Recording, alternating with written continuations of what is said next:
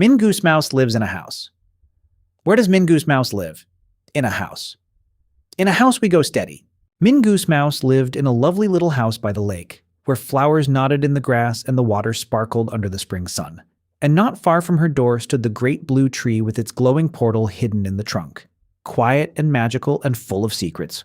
While blossom petals drifted softly through the warm air and everything felt peaceful and new that bright spring morning. All at once the air beside the blue tree began to twist and shimmer, and a ribbon of blue light spun round and round the trunk, carrying little leaves and glittering sparks into the air, and the gentle glow of the portal grew brighter and brighter until it lit the grass and the path and the flowers around it. And Mingoose Mouse stopped and stared with wide, curious eyes while Puff Chicken lifted herself up with sudden suspicion, because something was very clearly about to happen in the shining swirl. Then the blue light thinned, and out of the fading shimmer stepped a thin, older gentleman with short gray hair and sharp blue eyes, dressed in a black suit and waistcoat with polished black shoes and a pocket watch chain gleaming across his middle, and under one arm he carried a broadsheet newspaper, while in the other hand he held a small brown case. And he looked calm and dignified, as if stepping from a magical tree beside a lakeside was the most ordinary thing in the world. And that was the first moment they saw Mr. Hugh Lindwood. Mingoose Mouse gazed up at him with bright surprise and wonder, while Puff Chicken, in her glittering gold dress and crown and jewels, gave him a long, dramatic look of diva suspicion, and Mr. Lindwood stood politely near the glowing tree and gave the tiniest bow, holding his newspaper neatly as the portal shimmered behind him in the warm spring light. And for a moment no one spoke at all because the whole world seemed to pause around the curious gentleman.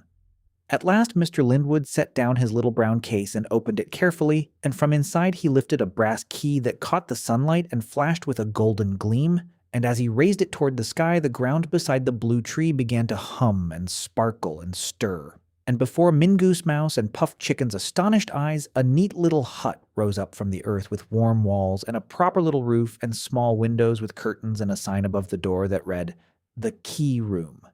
And it stood there as though it had been waiting all along to appear beside the tree, bright and tidy and full of magic. Curious at once, Mingoose Mouse and Puff Chicken crept to the doorway and peeped inside. And there they saw a handsome wooden desk and a sturdy chair and shelves lined with papers and maps and rows of labeled drawers and curious keys hanging from polished hooks, while soft light from the window and the distant portal made the room glow with warmth and mystery. And Mr. Lindwood stood at the door with a gentle smile, watching their faces as they took in the strange and lovely wonders of the Key Room. Because it was such a fine spring day, Mr. Lindwood soon brought a folding deck chair outside and sat down neatly on the little deck beside the key room, crossing his legs and opening his broadsheet newspaper as the sunlight warmed the wood beneath him, while the blue tree glowed softly behind, and the lake shone quietly nearby. And Mingoose Mouse and Puff Chicken lingered at the edge of the path, watching him with interest and wondering what sort of man could sit so calmly beside a magical portal and read the news as though everything were perfectly normal on the deck. After a little while, Mr. Lindwood lowered his newspaper and smiled kindly at Mingoose Mouse, who stood close by looking warm and welcoming and full of questions, while Puff Chicken hovered nearby doing her best to look extremely important and not at all impressed. And with the key room behind them and the spring air bright and inviting all around, the strange meeting began to soften into something friendlier, and the three of them stood together in a new and rather unexpected introduction. Then Mr. Lindwood began to speak gently, and as he spoke, he lifted one hand toward the glowing blue tree and the portal behind it, and Mingoose Mouse leaned slightly forward to listen with shining eyes and eager curiosity, while Puff Chicken narrowed her eyes and looked suspicious and doubtful and only a tiny bit puffed up.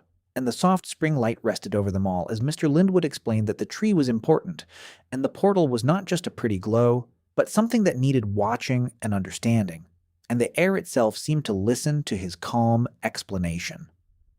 Before long, Mingoose Mouse brought him a cup of tea and stood beside the deck chair with a pleased little smile, while Puff Chicken stayed nearby looking dramatic and inquisitive as always.